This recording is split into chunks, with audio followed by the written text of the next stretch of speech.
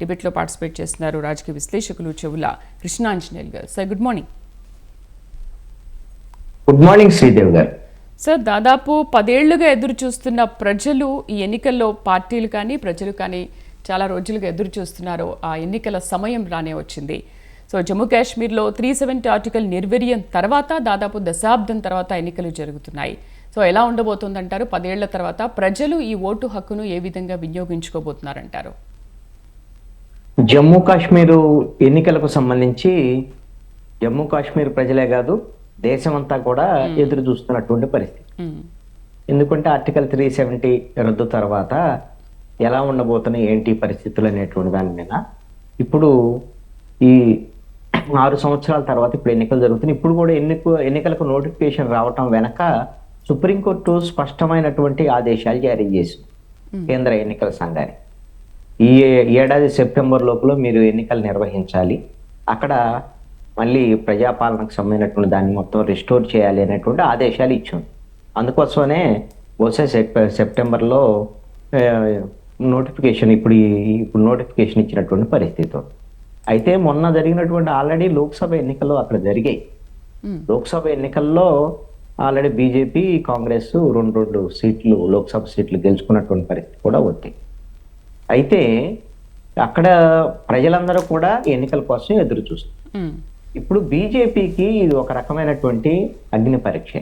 BJP భావిస్తున్నటువంటి అంశం ఏమిటి అంటే, మేము ఆర్టికల్ 370 రద్దుతో జమ్మూ కాశ్మీర్ ప్రజలకి మేలు చేశామనేటువంటి విధంగా బీజేపీ భావిస్తుంది.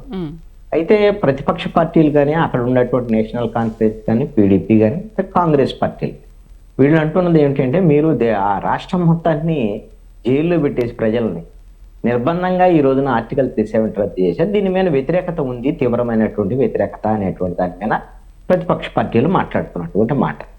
అయితే లోక్సభ ఎన్నికల్లో మొన్న జరిగినటువంటి ఎన్నికల్లో మీరు గమనిస్తే బీజేపీకి ఎక్కువ ఓట్లు వచ్చినటువంటి పరిస్థితి. పర్సెంటేజ్ ఆఫ్ ఓట్స్ 1-2% డిఫరెన్స్ ఉండొచ్చేమో, కానీ బీజేపీకే కొంత మెరుగ్గా ఉన్నటువంటి పరిస్థితి ఉంది. అందుకోసమనే మరి ఇప్పుడు ఎన్నికలకు వెళ్ళటం మంచిది అనేటువంటి ఆలోచనలో ఉండి ఉండొచ్చు.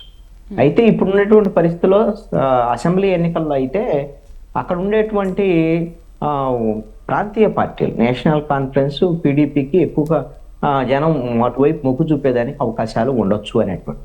అయితే ఈ రెండు కూడా ఇండియా కూటమిలో భాగస్వాములుగానే ఉన్నారు. కానీ మొన్న జరిగినటువంటి లోక్సభ ఎన్నికల్లో వీళ్ళు కాంగ్రెస్, నేషనల్ కాన్ఫరెన్స్, పీడీపీ విడివిడిగా పోటీ చేశారు. పీడీపీ బీజేపీ ఒకప్పుడు మిత్రులే, వాళ్ళు 2016లో విడిపోకముందు వరకు కూడా. కానీ ఇప్పుడు వాళ్ళిద్దరూ ప్రాంతీయ పార్టీలు రెండు కూడా ఇండియా కూటమిలో ఉంది. ఇప్పుడు లోక్సభలో జరిగినట్టు విడివిడిగా పోటీ చేస్తే బీజేపీ బలం ఉండేదానికి అవకాశాలు ఉండొచ్చు. మరి కాంగ్రెస్ ఇండియా కూటమిలో ఉన్నటువంటి ఆ ప్రాంతీయ పార్టీలు రెండు కూడా కాంగ్రెస్ కలుస్తాయా? ఇప్పుడు ఈ ఎన్నికల కూటమి వ్యవహారం ఎలా ఉంటుంది ఏంటి అనేటువంటిది కీలకంగా ఉంది. బహుశా కలవకుండా విడివిడిగా పోటీ చేస్తే మరి బీజేపీకి లాభించేటువంటి అవకాశాలు కూడా ఉండొచ్చు అనేటువంటి చర్చ కూడా జరుగుతుంది. కానీ అసెంబ్లీ ఎన్నికల్లో ప్రాంతీయ పార్టీలకే వైపే మొగ్గు చూపుతారు ప్రజలు అనేటువంటి చర్చ కూడా ఉంది. నిన్న నోటిఫికేషన్ రావడానికి ముందు కూడా అక్కడ ఐపీఎస్ ఆఫీసర్ల బదిలీలు ఇవన్నీ కూడా జరిగాయి. ఇవన్నీ కూడా ఎలక్షన్ నేపథ్యంలోనే చేశారనేటువంటి దాని మీద ప్రతిపక్ష పార్టీలు విమర్శలు చేస్తున్నటువంటి పరిస్థితి కూడా ఉంది. బీజేపీ అయితే ఆశతో ఉంది, తమకు అనుకూలంగా ఫలితాలు ఉండబోతున్నాయి. ఇప్పుడు ఒకటి ప్రధానంగా ఏమిటంటే, మన ప్రజాస్వామ్య భారతదేశంలో ఎన్నికలు అనేటువంటిది చాలా కీలకం. ప్రతి 5 ఏళ్లకు ఒకసారి ఎన్నికలు జరగాలి, ప్రజాభిప్రాయం తీసుకోవాలి, అందుకు అనుగుణంగా ప్రజాపాలన జరగాలి. మనం ఇప్పుడు 6 ఏళ్ల నుంచి అక్కడ ఎన్నికలు లేవు, ఎన్నికలు జరిగేటువంటి పరిస్థితి లేదు. ఇప్పుడు ఉన్నటువంటి దీంట్లో ఆల్రెడీ అక్కడ ఇప్పుడు సీట్లు పెరిగాయి. ఈ నేపథ్యంలో ఇప్పుడు జరుగుతున్నటువంటి ఎన్నికలు ఖచ్చితంగా మరి ప్రజాస్వామిక వాతావరణాన్ని కనిపించేటువంటి విధంగా ప్రజలైతే అక్కడ సిద్ధంగా ఉన్నారు. ప్రజలు ఎన్నికలు కావాలని కోరుకుంటున్నారు. వాళ్ళు ఉగ్రవాదులు ఎంతమంది బెదిరించినా ఏం చేసినా వారులు తీరి మరీ ఓటేసేటువంటి పరిస్థితి అయితే అక్కడ ఉంది. కాబట్టి ఈ ప్రజాస్వామిక వాతావరణంలో ఎన్నికల్ని శాంతియుత పద్ధతిలో నిర్వహించడం అనేటువంటిది కూడా ఎన్నికల కమిషన్కి ఇప్పుడు ఒక పెద్ద సవాలే. మరి పూర్తి స్థాయిలో ఇప్పుడు జరుగుతుంది, 2 రాష్ట్రాలకి ఎన్నికలే కాబట్టి జమ్మూ కాశ్మీర్, అదేవిధంగా హర్యానా. మహారాష్ట్ర కూడా జరగాలి వాస్తవంగా. మహారాష్ట్ర ఎన్నికలు ఇప్పుడు నిర్వహించడం. ఓకే, అంటే ఇప్పుడు సార్ జమ్మూ కాశ్మీర్లోనే చూసుకుంటే ఇప్పుడు 10 ఏళ్ల తర్వాత జరుగుతుంది 370 ఆర్టికల్ రద్దు తర్వాత కూడా ప్రజల్లో ఒక పాజిటివ్నెస్ వచ్చింది అనుకోవచ్చు కదా బీజేపీ పైన. అదే ప్రజలు కోరుకున్నటువంటిది ఏంటి? ఆర్టికల్ 370 రద్దును కోరుకుంటున్నారా? లేదు అంటే ఒకవేళ రద్దును కోరుకున్నప్పటికీ కూడా ఈ తరహాలో అంటే మొత్తం అక్కడ ఇంటర్నెట్ బంద్ చేసి మన అసలు ప్రజలతో, మిగతా సమాజంతో ప్రజల మొత్తాన్ని కూడా కనెక్టివిటీ కట్ చేసేసి వాళ్ళకి ఆ విధంగా ఆ ఆర్టికల్ 370 రద్దు చేసిన తర్వాత ఒక నిర్బంధ కాండ తరహాలో రాష్ట్రపతి పాలన పెట్టినటువంటి విధానము, ఈ పాలన మీద అక్కడ ప్రజల్లో వ్యతిరేకత ఉండేదానికి అవకాశం ఉంది అనేటువంటి దాని మీద ప్రతిపక్ష పార్టీలు భావిస్తున్నాయి.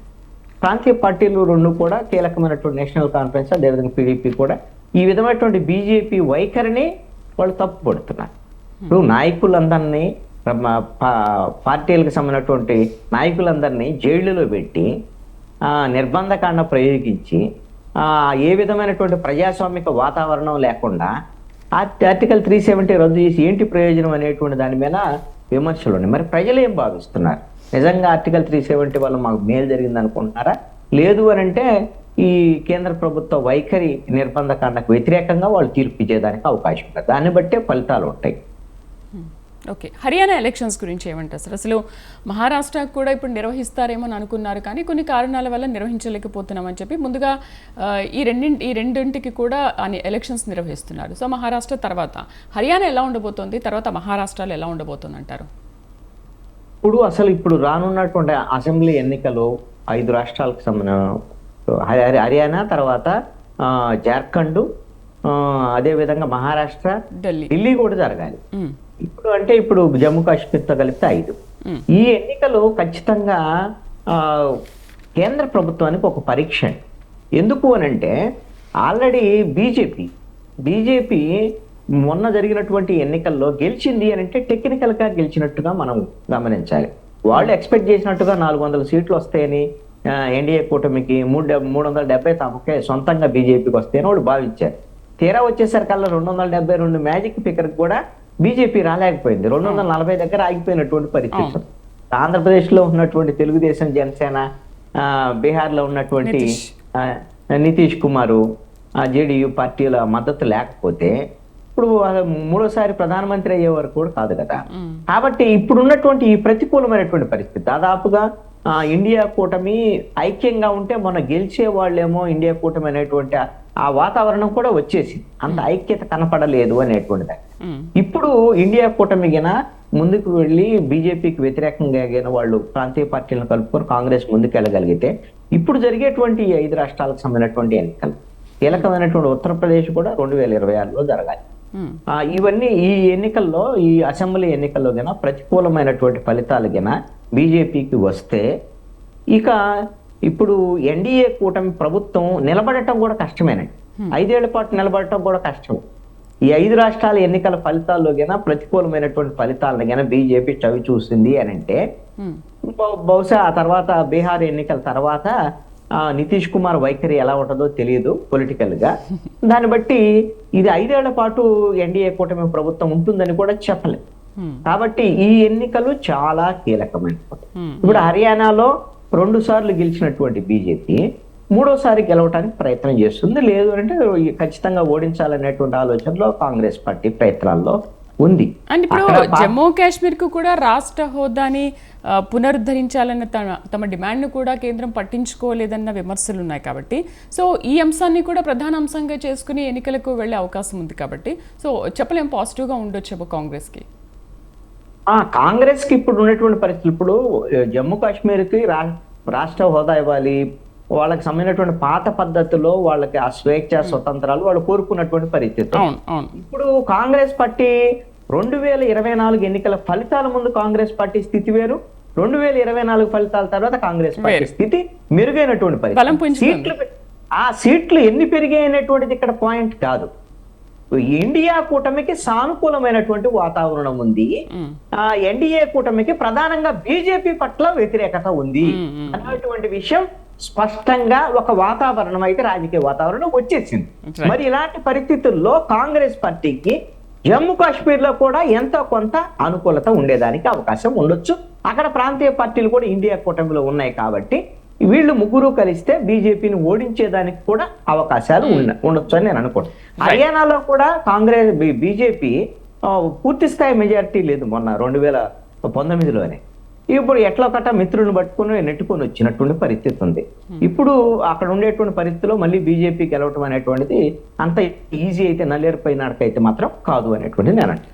రైట్ సార్, భాజపాలో విలీనం మహారాష్ట్రకు సంబంధించినటువంటి విషయానికి వస్తే మహారాష్ట్ర బహుశా ఎన్నికలు నిర్వహించడానికి బీజేపీ భయపడి ఉండొచ్చు అనుకుంటున్నాను. టైం తీసుకుంటుంది. టైం తీసుకుంటుంది, ఎందుకంటే జమ్మూ కాశ్మీర్ ఫలితాలు చూసిన తర్వాత ఒక ప్రభావం ఇంకో కాటి మీద పడేదానికి కూడా అవకాశం ఉంటుంది. మహారాష్ట్రలో శివసేనని చీల్చటము, అదే విధంగా ఇప్పుడు ఎన్సీపీకి సంబంధించినటువంటి విషయంలో చేసినటువంటి బీజేపీ రాజకీయాలు ఇవన్నీ కూడా అక్కడ ఉండేటువంటి ప్రజలు అంత హర్షించేటువంటి అవకాశం కనపడటం లేదు. మహారాష్ట్రలో ప్రతికూలమైనటువంటి ఫలితాలు వస్తాయనే భయంలో ఉంది బీజేపీ.